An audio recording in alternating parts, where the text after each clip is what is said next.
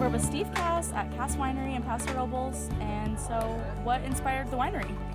It really started off with just maybe looking for a vacation home here on the Central Coast. My wife and I had heard about Lake Nacimiento, sounded like a nice lake.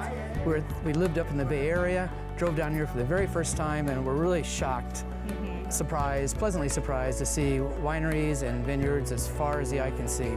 So as we're driving home, we said, you know what, forget about the second home. Let's figure out a way we can find some property, plant a vineyard, and maybe someday there will be a winery.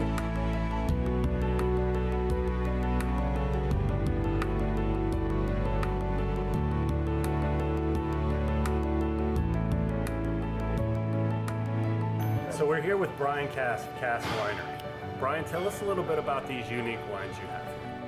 So we have about 145 acres of grapes growing here on the vineyard, and we make about 20 different wines altogether.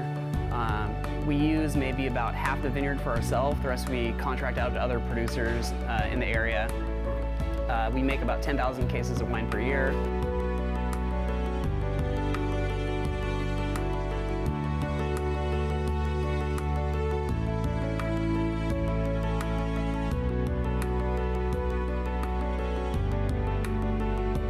Tell us a little bit more about these B&B. I understand you have some Airbnbs or some bungalows. Yeah, so we have an 8-bedroom bed and breakfast made out of metal shipping containers.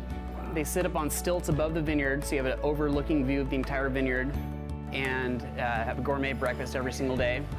It's kind of a one-of-a-kind type B&B in California.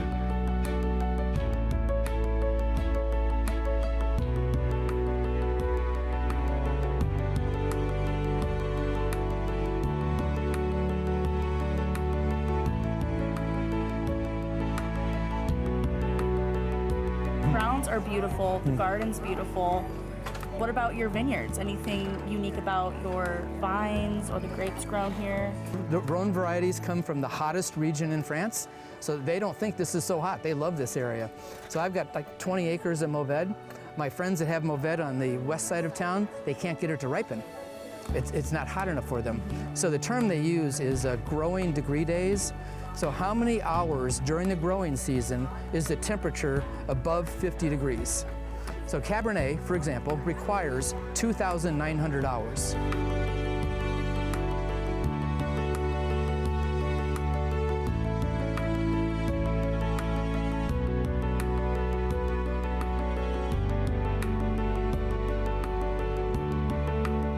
So by having DNA of the plant that wants to come out and break bud and ripen at the same time, it makes it easier for us on the growing side to do the right thing. We still have to raise the canopy on the north side, lower the canopy on the south side, make sure the plants have really good nutrition, keep the crop level consistent with the amount of canopy that you have. So we like to think we want to see 17 leaves for every cluster.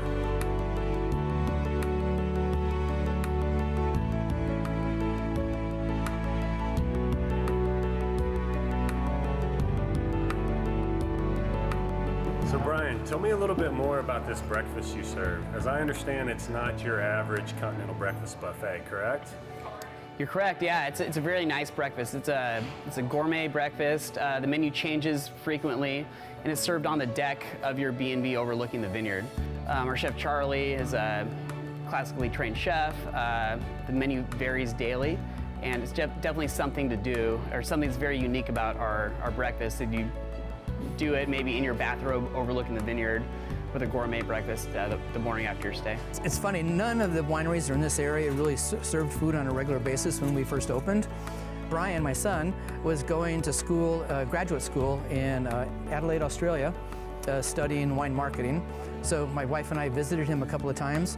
And on one of the visits, we drove down to Coonawarra, and it was the day before Christmas, and there was nobody there. Every tasting room was dead empty. And in one tasting room, we asked them, where can we get a bite to eat? And they said, well, there's only one place around here that serves food. It's way off on the remote part of town. So we drive out, and the parking lot was full. We had to fight our way through the front door, and we had to wait for a table. So Bryan and I looked at each other and said, we're going to start serving food, because we're off in the middle of nowhere also, and people do eventually find out where you are.